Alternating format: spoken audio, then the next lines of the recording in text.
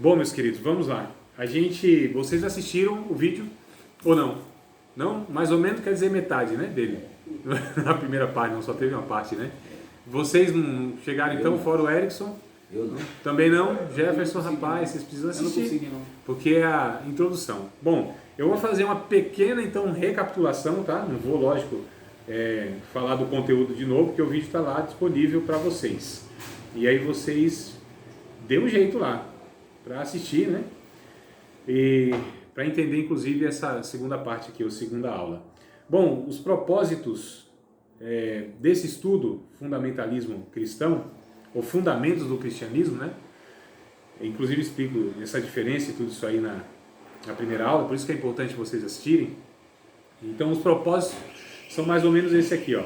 Criar um discernimento espiritual crítico capaz de distinguir entre verdade e falsidade. Então a matéria tem um propósito de criar esse discernimento espiritual, né? Entre cristianismo autêntico, teocêntrico, vivo e redentor, e cristianismo adulterado, contextualizado, antropocêntrico, né? Ou seja, tendo o homem e a cultura como centro e ponto de partida, mistificado, ecumenizado e sincretizado, portanto falso.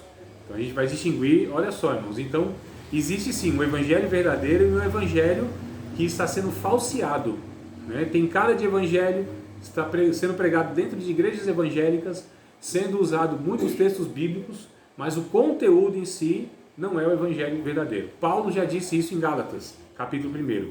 Se um anjo do céu, nós mesmos, ele disse, né, os apóstolos, ou um anjo do céu pregar outro evangelho que não for aquele evangelho que ele tinha pregado, a gente tem que considerar amaldiçoado isso. Então, olha só, desde a época de Paulo já havia então essa questão de falsear o evangelho, né? A gente precisa distinguir isso. Então, essa matéria tem o propósito de nos dar o discernimento, nos dar os parâmetros aqui para que a gente possa identificar isso, que nem sempre é tão óbvio, tão fácil assim, né? Inclusive, como eu disse, dentro de igreja evangélica é pregado esse evangelho que infelizmente não é o evangelho de Jesus Cristo, é outro evangelho. Para que, alcançando a maturidade na vida, no serviço cristão, como também a unidade da fé genuína, não se deixe levar a todo vento de doutrina, pelo contrário, a identifique e denunciem. Então, primeiro propósito. Segundo propósito, exortar cada crente fiel a Cristo e a Bíblia a batalhar pela fé que uma vez foi dada aos santos. Está lá em Judas, verso 3, né? Se vocês quiserem abrindo aí o texto bíblico para acompanhar. Judas, ele, quando foi escrever a sua carta, inclusive a intenção dele era falar alguma coisa sobre as boas novas, sobre o evangelho mesmo, né? Sobre a comum salvação. Ele disse, eu tive por necessidade de escrever e exortar vocês a batalhar por uma fé que foi dada aos santos.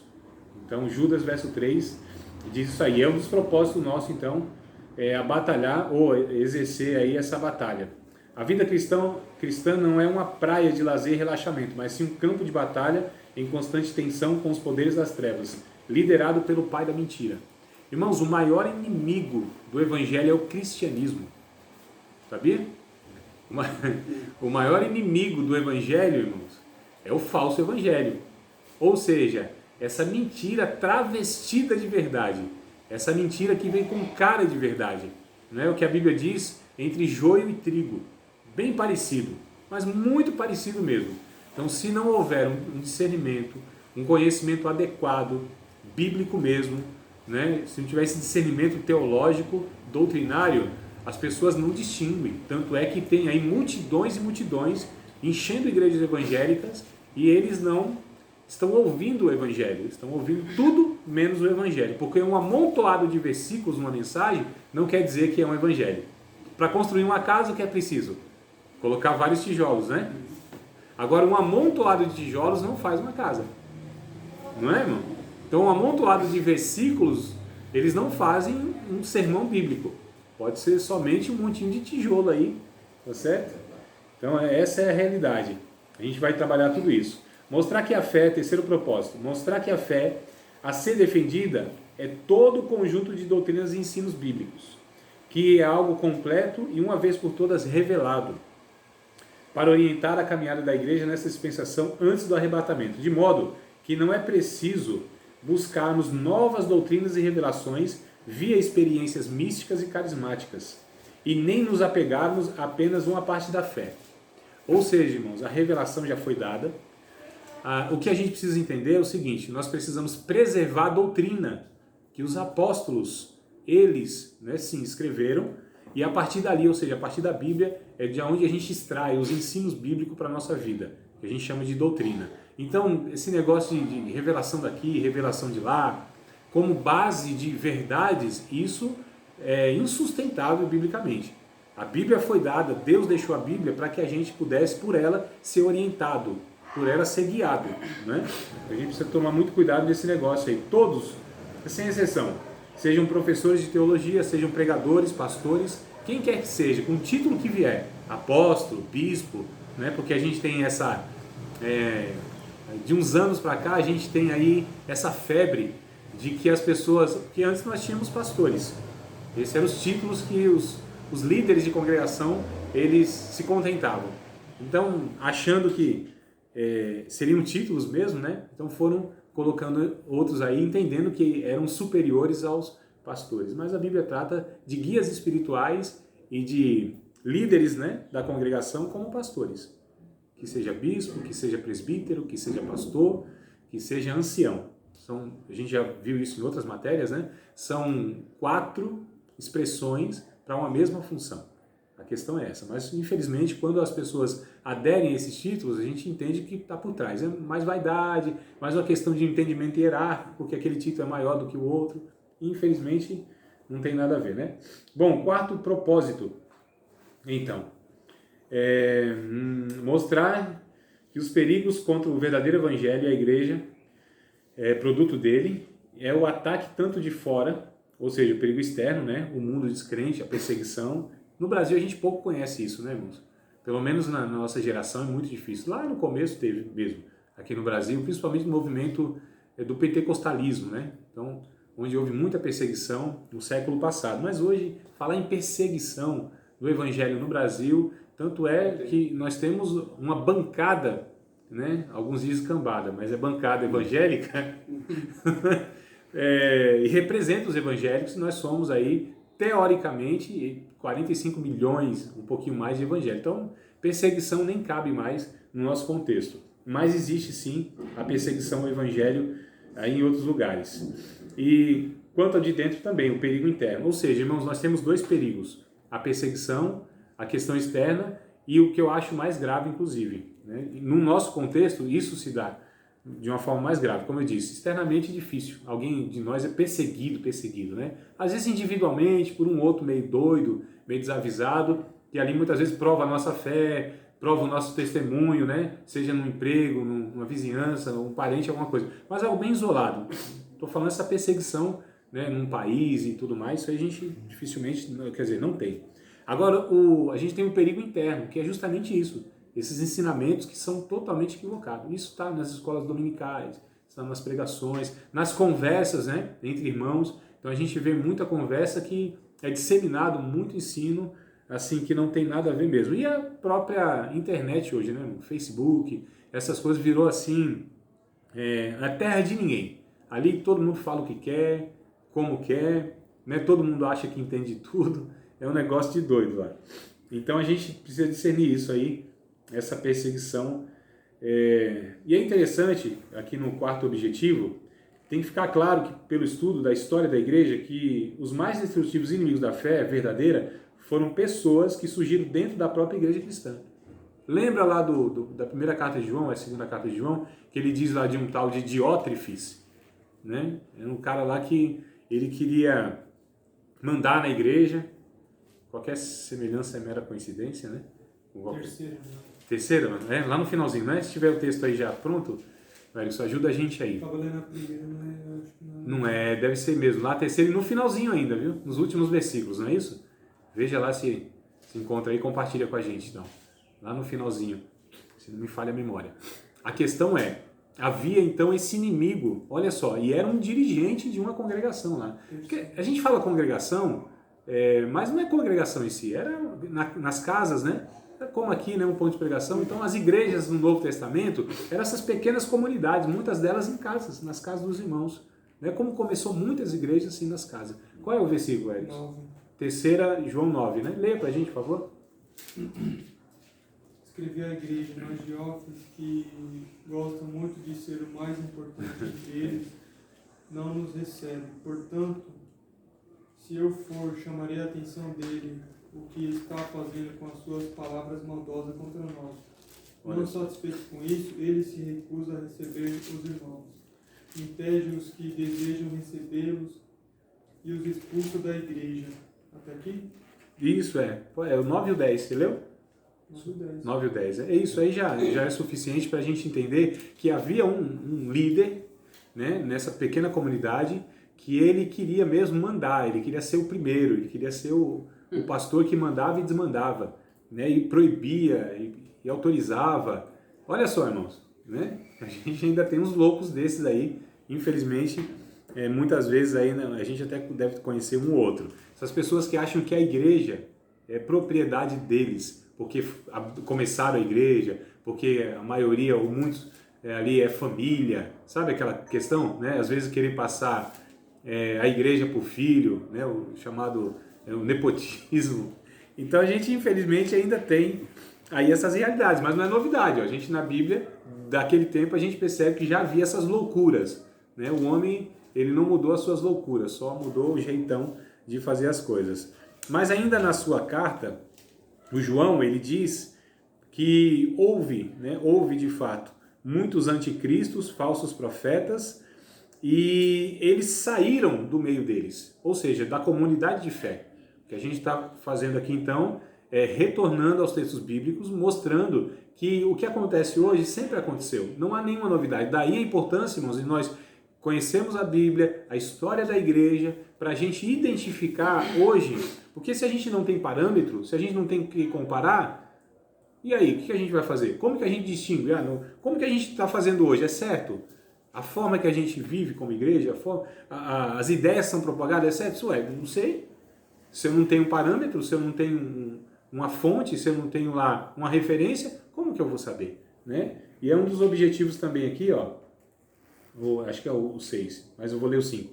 Mostrar que os verdadeiros crentes não são aqueles que, em nome da união, comunhão cristã, sacrificam doutrinas bíblicas, né? Fazendo separação arbitrária entre o que é relevante e o que não é importante na sã doutrina. Os crentes verdadeiros são semelhantes aos antigos anabatistas, que o historiador eclesiástico, fulano aqui, que eu não vou falar o nome dele, senão sai língua estranha, diz que por eles, e por causa da sua fidelidade aos que criam, foram cruelmente vitimados, tanto pelos protestantes quanto pelos católicos romanos. Na época da Reforma, houve lá um grupo chamado Anabatistas, eles preservaram os ensinos bíblicos. Foram perseguidos, inclusive, pelos protestantes. A gente às vezes esconde, né, a história da igreja. Martinho Lutero, Calvino, esses homens aí fizeram besteira também, irmãos. Tá certo? Cada um achando que estava, de fato, fazendo o correto. Hoje não é diferente, né? Então, mesmo esses bem-intencionados fazem bobagem. É por isso que a gente não pode confiar em ninguém, no sentido de que ele é o absoluto. Todos nós devemos ser peneirados pelas escrituras sagradas. Até os puritanos já leram a Constituição americana. Dificilmente, Erickson, um movimento na história foi assim 100%. Fizeram besteira. Os índios. Isso em nome da fé. Né? Então a gente fala assim, as cruzadas lá, no catolicismo lá que matou um monte de gente, as cruzadas só não, irmão. Nós temos uma história podre também, nós protestantes.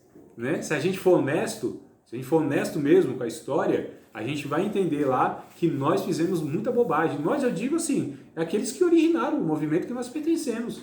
A Assembleia de Deus, a Batista, a Presbiteriana, a Metodista, a Anglicana, não sei o que nada, não. Pega a trajetória, não há absoluto. A Bíblia diz em Romanos, seja Deus verdadeiro e todo homem mentiroso. Deus é verdadeiro. A verdade são as Escrituras. Toda proposta, por mais bem intencionada, ela precisa passar pelo ensino bíblico.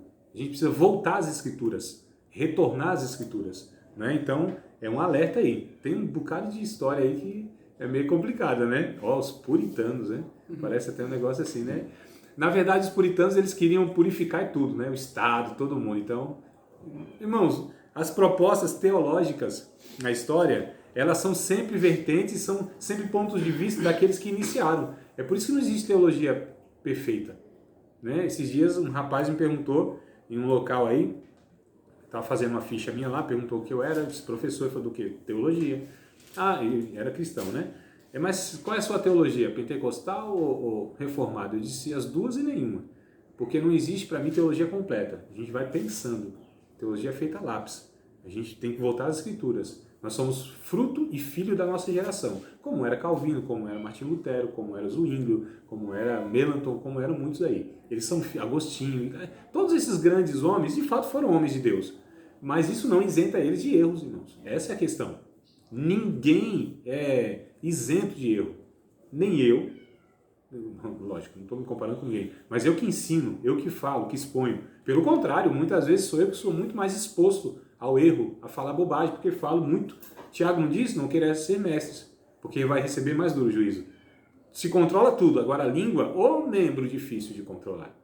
Né? Complicado. Quem expõe ideias, erra. Quem muito fala, erra. Agora também se erra por não falar. Né? Você é omisso. Então eu vou ficar calado, não vou falar nada, não. Está sendo equilibrado. Você precisa sempre pensar no que está falando. Reler sempre aquilo que você leu. Sempre estar nessa reflexão. Sempre juntando assim, ó, numa roda de mesa, conversando sobre as escrituras sagradas, buscando em oração para o Espírito Santo nos direcionar. E um exortar ao outro. E um sempre questionar o outro. Então esse negócio que o professor está falando, o pregador está falando, o pastor está falando, e as outras pessoas não podem questionar, isso não é adequado, isso não é saudável. Respeitosamente, lógico, né, irmão? Ninguém vai afrontar, colocar expor a pessoa para pegar ela naquelas palavras, como a gente fala? Eita, esqueci a expressão. As palavras, tem lá um termo que diz, esqueci, deixa para lá. A palavra, né, mas não a questão. Colocar a pessoa assim como para que ela seja envergonhada, né? Vou pegar o professor, vou pegar o... Não, não é isso. É num intento, num intuito, num desejo, nós chegarmos à verdade. De um contribuir com o outro, de um questionar o outro de uma forma respeitosa, como eu disse. Isso nós temos que fazer. Isso se chama exortação, onde a gente exorta, encoraja um ao outro para que a gente possa chegar à verdade. A palavra é capciosa, velho. Palavra capciosa, aquela palavra, sabe, sorrateira, que você quer pegar o outro. E a gente percebe às vezes, né? Não é o caso de vocês, glória a Deus, louvado seja o nome do Senhor. Às vezes se depara com essa situação aí. Sexto objetivo. Mostrar que nem todos que são inimigos da fé cristã fundamentalista... Bom, como vocês não assistiram a primeira aula, eu preciso falar isso. Fundamentos do cristianismo ou fundamentos da fé. O que a gente vai propor? É colocar essas estacas, essas colunas, são os fundamentos. Tá certo? Os fundamentos. Esses fundamentos precisam ser erigidos, construídos. 1 Coríntios, capítulo de número 3, verso 11, me parece que é o 11, só o 11. Tem o restante do texto, mas o 11 acho que é suficiente. Lembra, tá puxando na memória, na gavetinha da memória? 3 e 11? Cita aí, Érico. Ajuda aí, se for de memória. Eu, como sábio arquiteto, Paulo dizendo, né? Eu, como sábio arquiteto, pode estar engatilhado? Pode. O 2, capítulo 2. Não, é o 3 e 11, acho que é o 3 e 11, veja aí nesse. 3? 3 e 11, capítulo 3, verso 11, isso. Porque ninguém pode pôr outro fundamento, além do que já está posto, Isso. O qual é Jesus Cristo. Isso. O 11, né? O 12. E se alguém sobre este fundamento formar um edifício de ouro, prata, pedras preciosas, madeira, feno e palha. Isso. Aí ele vai falar dos materiais que é usado na construção, mas acho que era o 10 que eu estava... Eu estou puxando a memória aqui, tem mais alguma coisa, não sei se é outra versão que eu estou em mente, mas ele diz, olha, ninguém pode pôr outro fundamento ao qual está posto, mas veja cada um como edifica. Acho que é o 12 então, né? Que é outra versão que eu estou pegando na memória. Veja como... É o 10, então é o 10. Então bora lá nesse, já que você começou, 10, 11 e 12, meu irmão. Segundo a graça de Deus que me foi dada, pus eu, como sábio arquiteto, o fundamento e outro edifica sobre ele. Mas veja cada um como edifica sobre ele. Porque ninguém pode pôr outro fundamento, além do que já está posto, o qual é Jesus Cristo. Isso. Se alguém sobre este fundamento formar um edifício de ouro, prata, pedras preciosas, madeira, feno e palha. Isso. Aí a continuidade vai falar que o fogo vai provar no dia do juízo, né? Aquele que sofrer detrimento, o tal será salvo, todavia como pelo fogo e tudo mais. O que Paulo está trabalhando nesse texto é que tudo que nós fizermos, ensinarmos e vivermos, se não for baseado no alicerce que é Cristo, Cristo é o alicerce. É nele que nós construímos. E em Cristo não há possibilidade de ensinar nada errado, porque Cristo é a verdade. Então todo ensino deve verter para Cristo. Todo ensino tem que apontar para Cristo. Não há erro quando a gente ensina uma pessoa a imitar Cristo, a viver como Cristo. Não há erro, irmão. É a coisa mais fácil que tem se a gente quer saber se de fato o que nós estamos ensinando, o que nós estamos crendo, é de fato o verdadeiro evangelho. Como que a gente sabe? Se todo o ensino nosso estimula as pessoas a imitar Cristo. Porque não tem como uma heresia, não tem como o diabo usar nada, tá certo? Para ensinar de errado, e esse erro leva a pessoa a ser como Cristo. Não tem como. Porque a salvação e o evangelho está nisso. Em nós sermos construídos, ou Cristo, melhor dizendo, ser construído em nós, erigido em nós. É o que diz o Efésios capítulo de número 4, né? Verso de número 12 em diante, 11, 12, 13 e tal. Vai dizer lá que os obreiros, o ministério, apóstolo, profeta, evangelista, pastores e doutores, foi dado por Cristo para a edificação dos santos, para a obra do ministério, né? Até que cheguemos ao conhecimento da verdade, até que chegamos à medida, à estatura de varão perfeito, ou seja, que Cristo possa ser construído em nós. Inclusive, a continuação do texto deve ser lá pelo 13, alguma coisa assim, para que a gente não seja mais meninos, levado por todo vento e roda de doutrina, né? Que a gente não seja inconstante, gente sendo enganada, antes que a gente cresça em Cristo, na cabeça. Aí já vai lá pro verso 15, eu acho, uma coisa assim. Não é? Vocês estão acompanhando, é mais ou menos isso aí, não é? Então, olha só que coisa interessante. A gente precisa entender que o parâmetro, como que a gente sabe se de fato esse ensino ele é verdadeiro, ele é bíblico, ele é correto? Se esse ensino, ele me leva a ser como Cristo. O caráter de Cristo sendo construído em mim. Eu posso, pode dar certo, isso aqui, mas foi ensinado e deu certo. E fulano não sei o quê, porque a gente mede a bênção pelos resultados aparentes e positivos, né? Não é assim a nossa geração? Irmão, isso aqui, você está falando que não é certo, mas deu certo. A gente chama isso de pragmatismo. O pragmatismo é, deu certo, é certo. Não. Um bocado de coisa deu certo. Inclusive dos homens da Bíblia que fizeram, mas não era certo.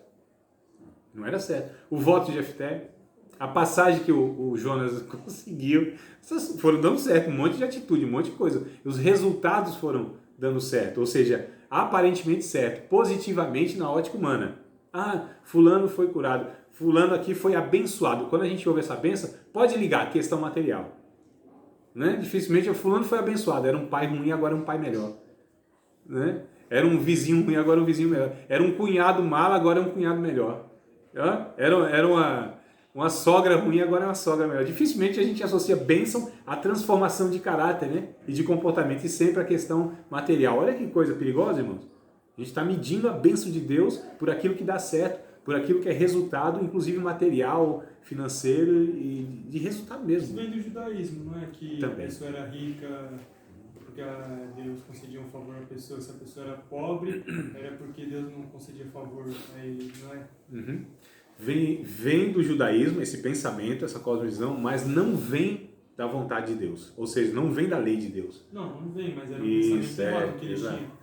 Eu quis colocar isso, Erickson, porque assim, mas o judaísmo pensava assim, os judeus pensavam assim, tá? Entre os judeus pensar assim e ser de fato a vontade de Deus, aí existe um abismo, né? Essa é a questão. Mas a igreja sempre pensou assim, o cristianismo, a denominação, então. O que a gente está falando é o quê?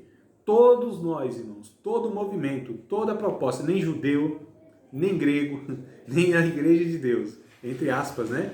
É absoluta. Absoluto só é mesmo Jesus, o único. Essa é a questão.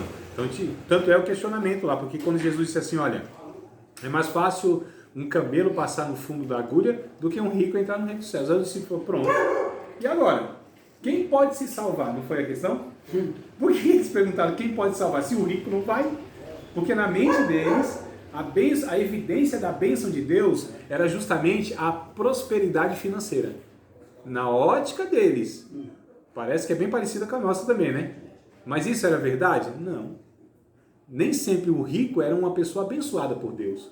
A riqueza, inclusive, muitas vezes na Bíblia, é tratado como fonte injusta que foi adquirida. Não é que o rico não entra no reino do céu. Não é que riqueza é a maldição de Deus. Isso não tem nada a ver, irmãos. A questão não é essa. É a questão que Jesus, ele até disse assim, as riquezas injustas. Jesus estava reconhecendo que a maioria das riquezas, não todas, mas a maioria das riquezas adquiridas era por causa de opressão, de injustiça, de desigualdade. A maioria, não todas, né? A riqueza é uma bênção quando ela é usada de uma maneira adequada. Os ricos são uma bênção quando eles sujeitam essa riqueza nos pés de Cristo, ao serviço do reino de Deus, que eles desfrutem, merecem, né, de uma forma ou de outra. Ou, melhor dizendo, a Bíblia diz que, lá em Eclesiastes, capítulo 3, verso 13, me ajudem aí, acho que é isso, 3 e 13. A riqueza é um dom de Deus. E a riqueza como um dom de Deus é uma bênção. Porque esse dom de Deus é justamente para a pessoa desfrutar e para que ela reparta também isso. Se não for assim, não é bênção de Deus. Era o que o Tiago estava tentando colocar na igreja. Sim. Ele não estava conseguindo.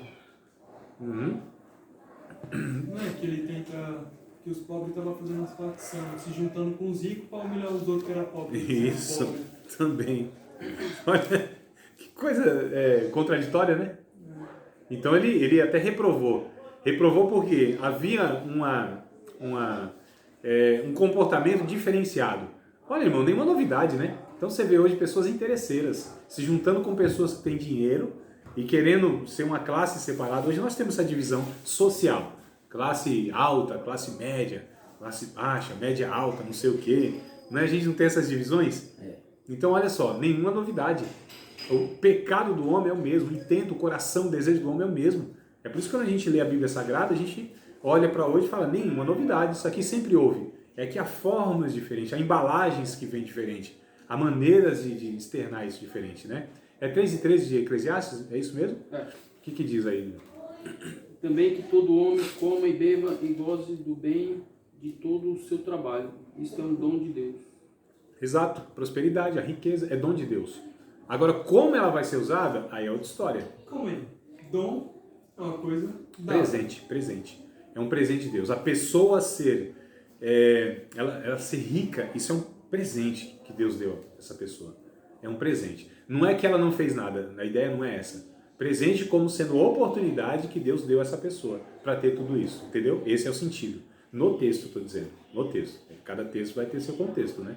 A gente precisa entender. Mas nesse texto, e no livro, inclusive, de Eclesiastes, o que o Salomão vai tratar é justamente a futilidade das riquezas. Elas têm propósito sim, têm o seu lado bom sim, mas tem que ter muito cuidado, porque se a gente se apoia nisso ou vive por isso, aí a vida vira vazia, vira oca.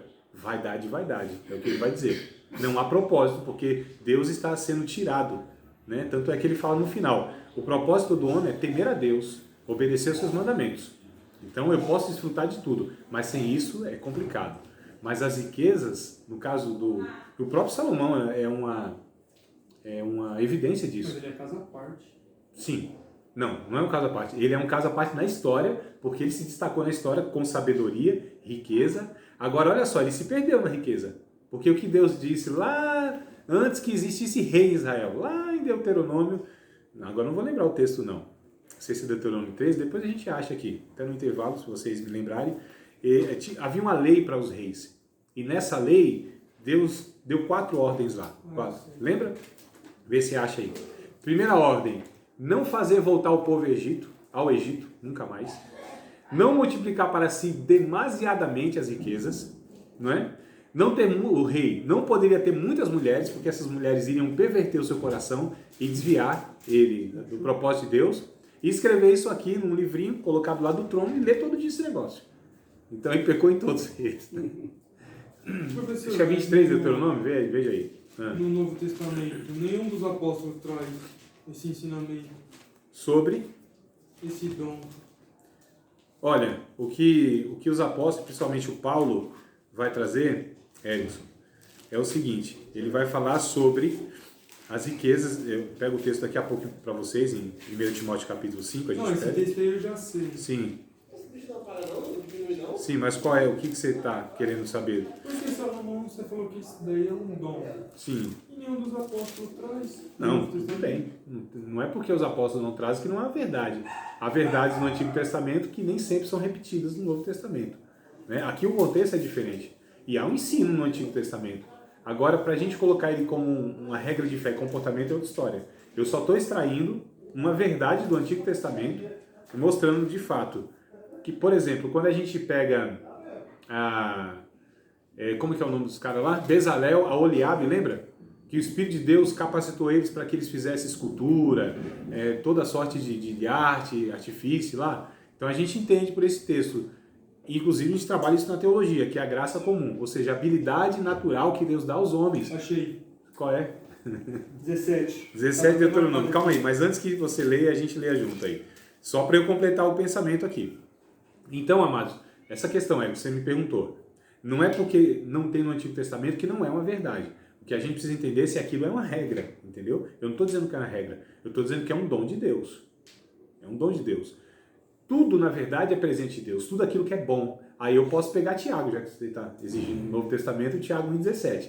Toda boa dádiva, todo dom perfeito vem de Deus, do Pai das luzes, em quem não há mudança nem somente variação. Opa, eu acho que aí já sanou aí a questão ou não? Olha só, mais ou menos. Um texto só não dá, né, meu irmão? Tem que apresentar outros, né? Então, o Erickson aí achou para nós, o capítulo 17 de Deuteronômio, do 14 até o 20, né? Até o 20. É o texto que fala. A gente, só para vocês anotarem, ler em casa. Estou ganhando tempo aqui, mano, porque eu tenho um bocado de coisa para passar. Mas vale a pena ler, hein? Então anotem aí essas leis que eu falei para vocês. Então tá aqui em Deuteronômio, capítulo 17, verso 14 ao 20. Tá? Mas basicamente são esses quatro pontos aí. Então o que acontece com Salomão? Ele multiplicou riqueza demasiadamente. Agora, qual foi o pecado a respeito da riqueza de Salomão? Porque Deus deu riqueza a ele. Deus deu sabedoria a ele. Qual foi o pecado dele então? Foi multiplicar essas riquezas em opressão da população. Porque quando o seu filho Roboão assume, não é? Então vamos questionar, teu pai colocou os conselheiros, né, sábios, falou, teu pai ele colocou um imposto muito pesado, um jugo muito pesado no povo, alivia esse negócio, porque o povo não aguenta mais. Então ele erigiu lá aquele império, aquela riqueza toda, na opressão, colocando muito imposto.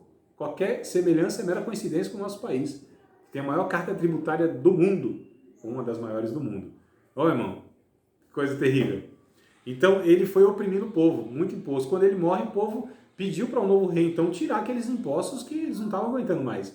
Então olha a riqueza multiplicada de uma maneira onde a bênção de Deus não estava. Porque Deus deu a bênção dele ser rico? Sim.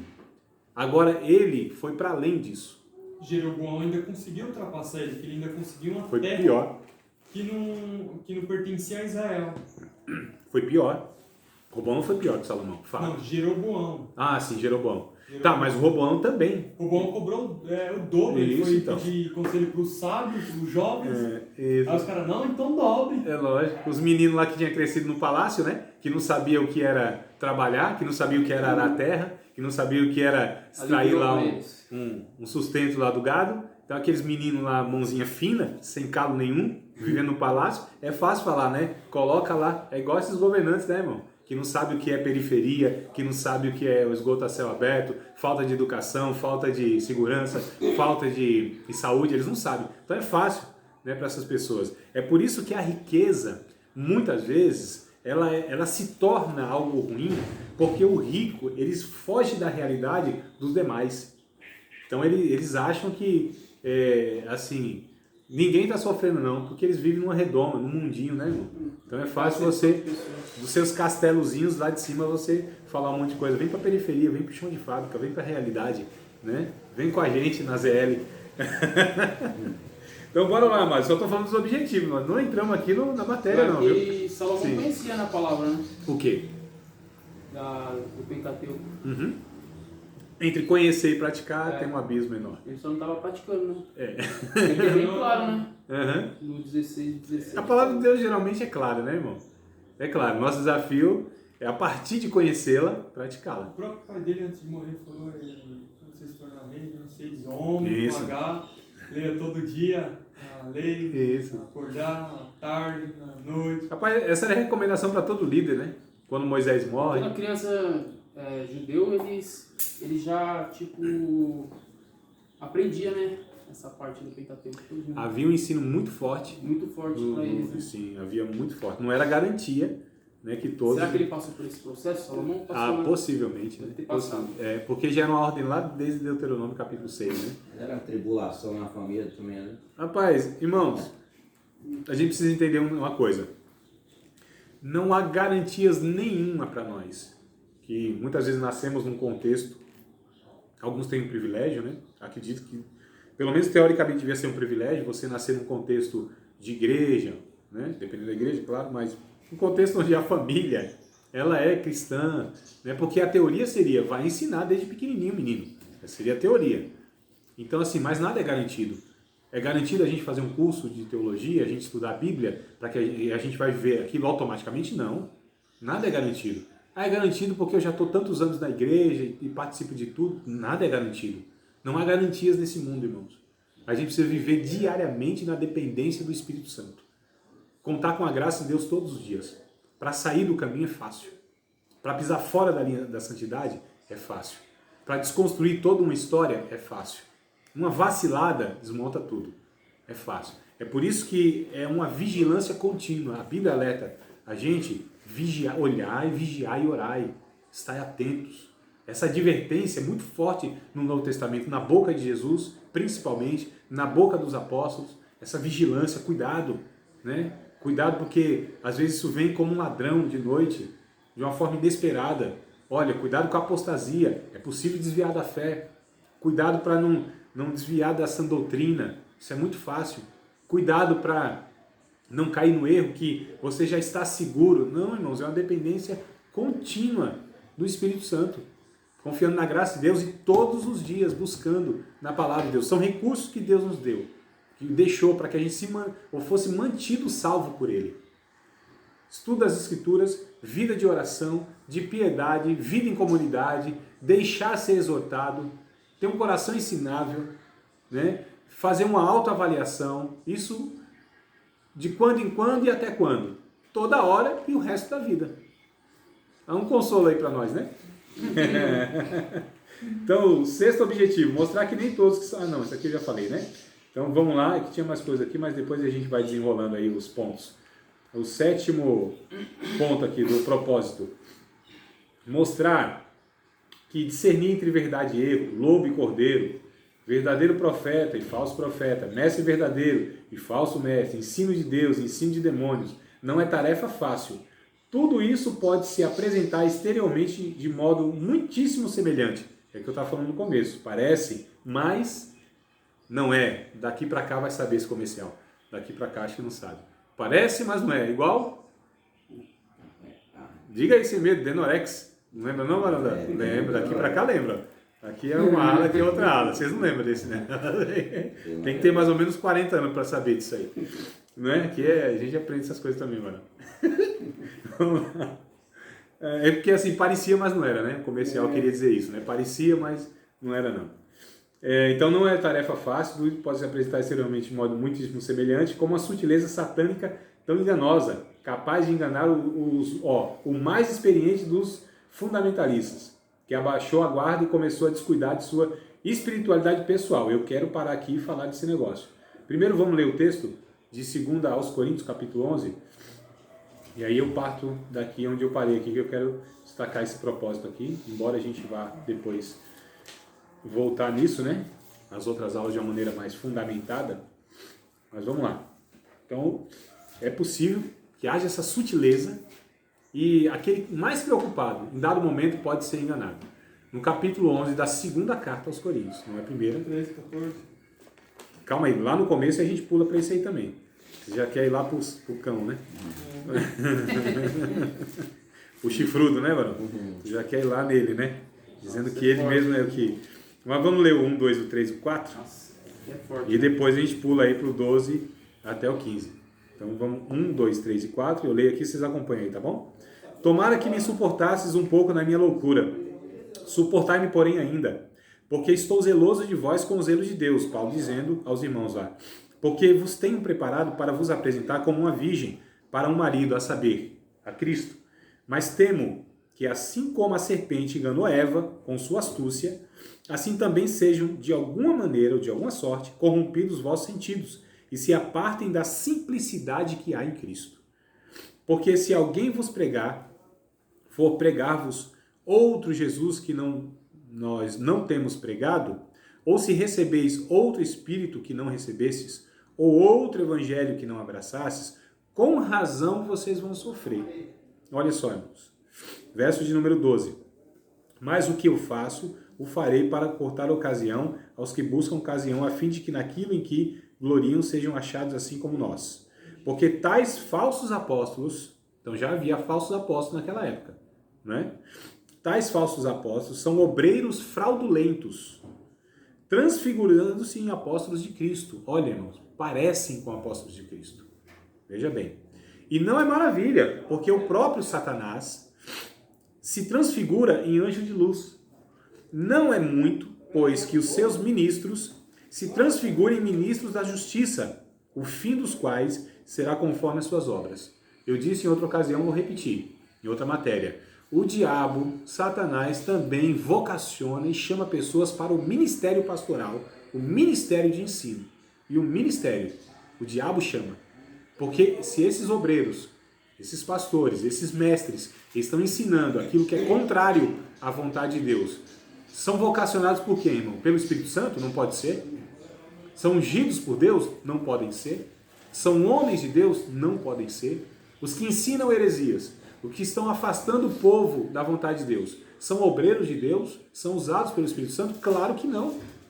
Lógico que não, irmãos.